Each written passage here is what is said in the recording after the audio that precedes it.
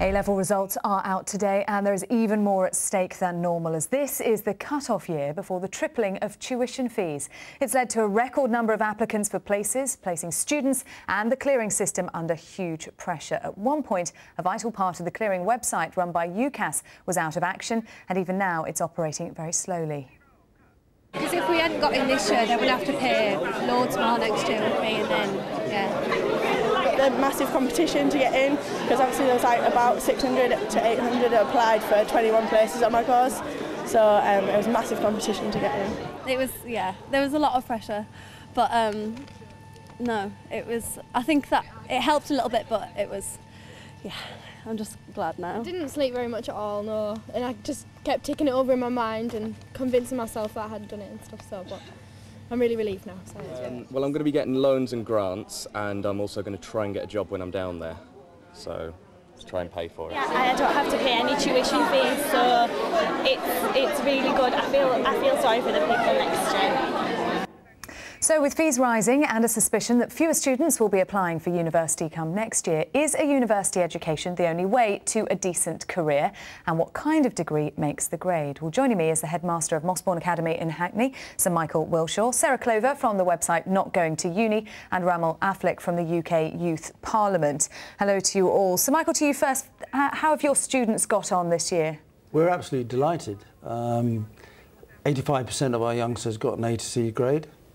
The 10 who'd been given conditional offers at Cambridge, all but one got the grades, and we're hopeful that with appeal the other one will get in.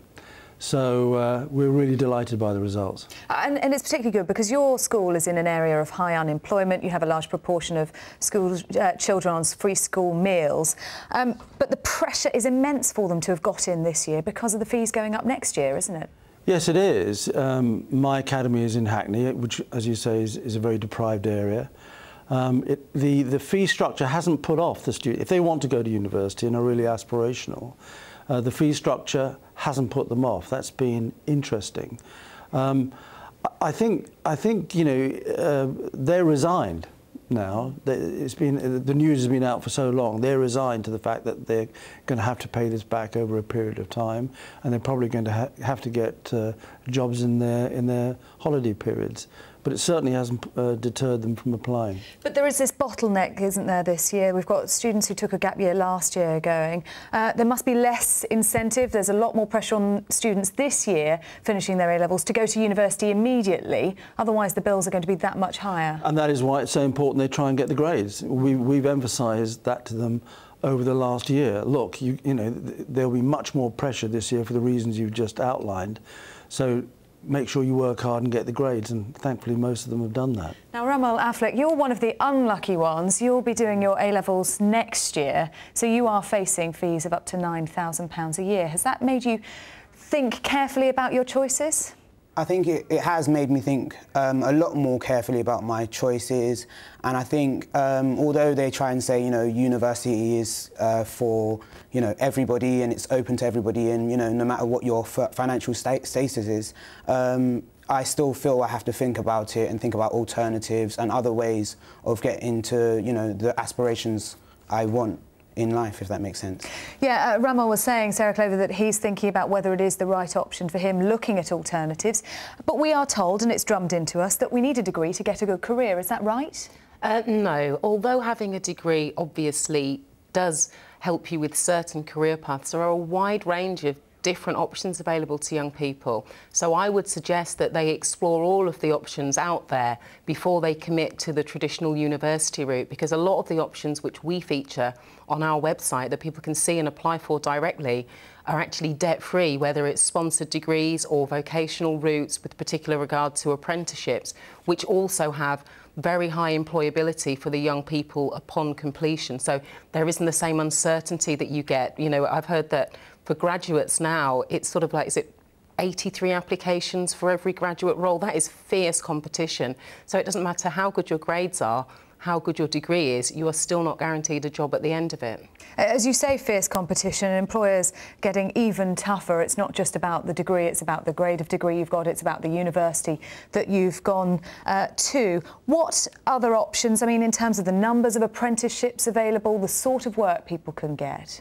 There's a huge range in different sectors of apprenticeships, from jewellery making, horse racing, the more traditional apprenticeships that people are aware of, such as electricians, sort of engineering, or design, fashion, accountancy, you know, law. I would strongly advise that, you know, there are a lot of professions out there that people assume you would need a degree to get into, but there are lots of different ways that you can get in there, so do have a look before you commit to university. So, Michael, is university the right option for all of your students? No, it wouldn't be the right option for all the students.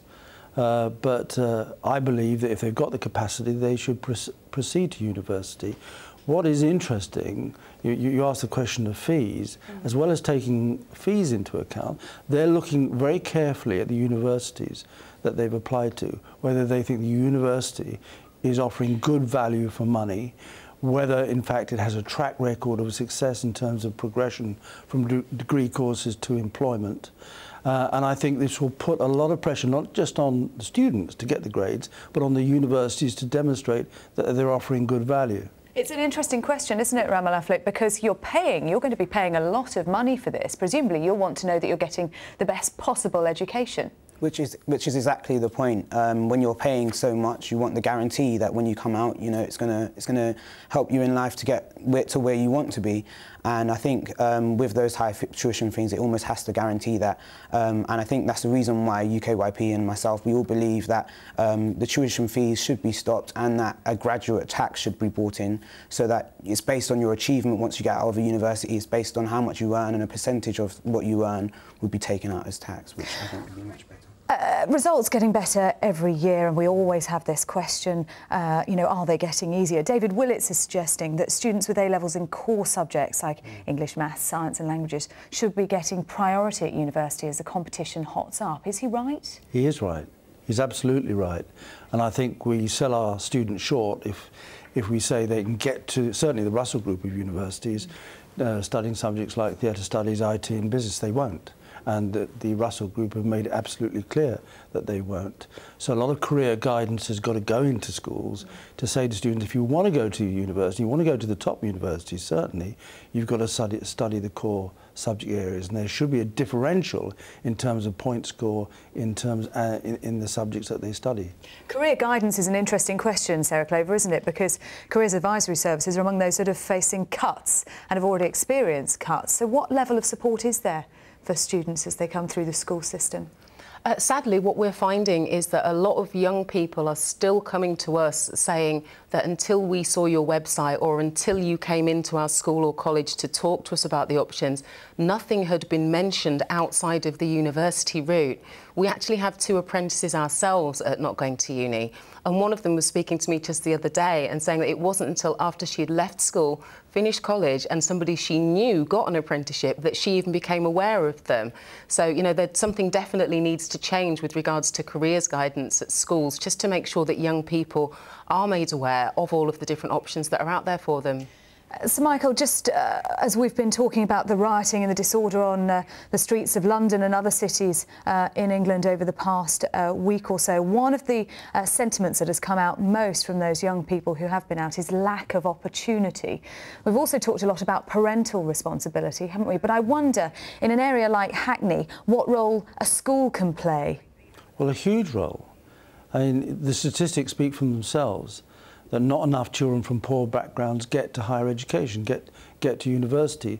You know, that well-quoted statistic that more boys from Eton get to Oxbridge than all the boys in the country on free school meals.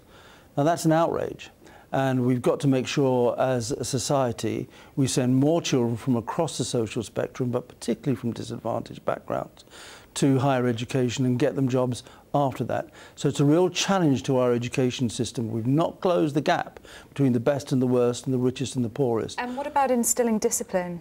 Well, if you come to my place, that's a top priority.